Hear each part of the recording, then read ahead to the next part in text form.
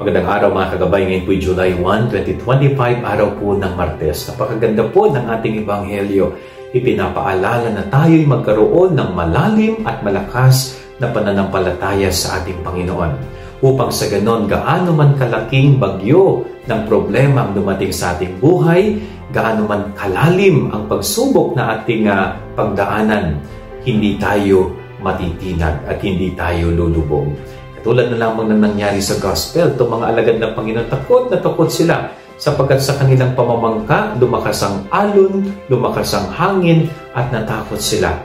At hindi nila na-recognize na ang Panginoong Hesus ay kasama nila mismo sa bangka. Napanghinaan sila ng pananampalataya. Hindi ho ganon. Okay? Kaya napakagandang paalala sa atin ngayong araw na ito, gaano man kalaki ang alon ng problema ang iyong pagdaanan, gaano man kalalim na dagat ang pagsubok na iyong kinakaharap ngayon. Basta't may malalim ka at malakas na pananampalataya, hindi ka lulubog sa problema at pagsubok na yan.